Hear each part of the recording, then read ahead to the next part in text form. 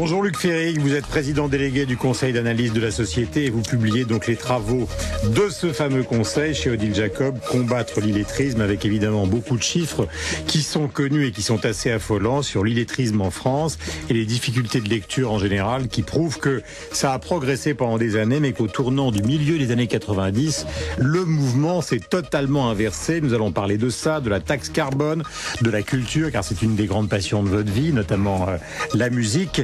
Et nous allons commencer donc, puisque c'est le grand avantage de cette émission, c'est que non seulement on reçoit nos invités, mais on fait écouter les invités des autres. Donc je vous propose Daniel Cohn-Bendit, 7h52, il était sur Canal+, et c'est l'actualité du jour, la taxe carbone.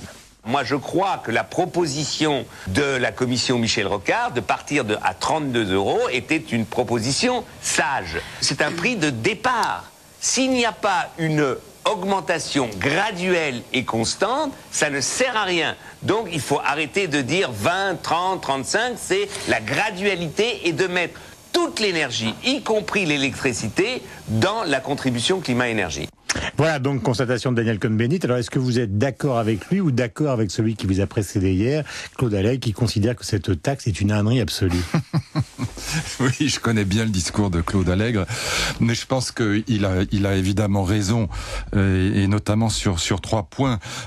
Premièrement, si la France toute seule fait une taxe carbone, ça ne sert pas à grand-chose puisque ça représente une goutte d'eau. C'est purement homéopathique.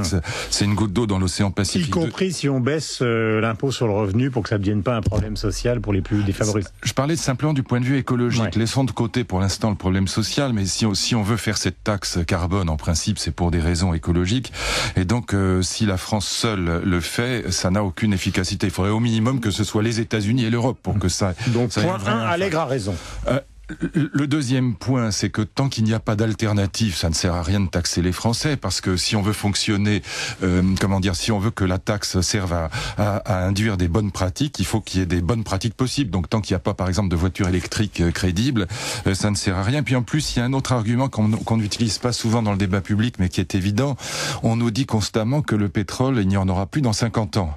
Donc à quoi sert cette taxe? À prolonger la pollution un peu plus longtemps, même d'un point de vue strictement rationnel? Alors pourquoi on en est arrivé là? D'accord, mais pourquoi alors, on est le arrivé seul là? avantage... C'est une démagogie pro-écologiste, c'est un sentiment... Oui, mais ça peut être un avantage politiquement. C'est-à-dire que politiquement, c'est pas absurde. D'abord, ça divise le Parti socialiste.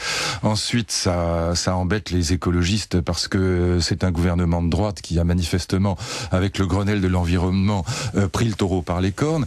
Et puis, peut-être que ça peut donner, c'est ça l'argument, en faveur de cette taxe, qui est purement politique.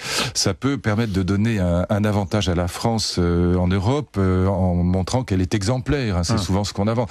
Donc politiquement, c'est pas absurde. Sinon, d'ailleurs, j'imagine que le président de la République se serait pas lancé là-dedans. Écologiquement, économiquement et socialement, franchement, il n'y a pas d'argument pour. Alors, il y a des années, vous aviez écrit justement un livre qui s'appelle Le Nouvel Ordre écologiste. Et l'un des arguments d'Allègre, c'est pas pour le citer tout le temps, parce que je suis avec vous, mais c'est de dire qu'on est rentré dans une histoire quasiment vaudou à l'égard des écologistes aujourd'hui.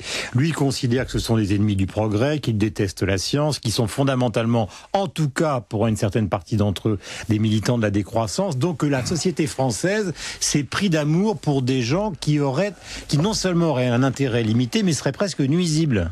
Ben oui, je pense qu'il a fondamentalement raison. C'est-à-dire que on voit bien que les écologistes, je parle des purs et durs. D'abord, leur trajectoire politique. Ils sont presque tous passés, comme le disait d'ailleurs Alain Lipietz, un des leaders de l'écologie verte.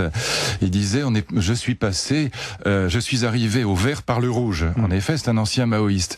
Et ces gens ont toujours, un peu comme l'abbé Mably, comme les pères fondateurs du communisme le plus radical au moment de la Révolution française.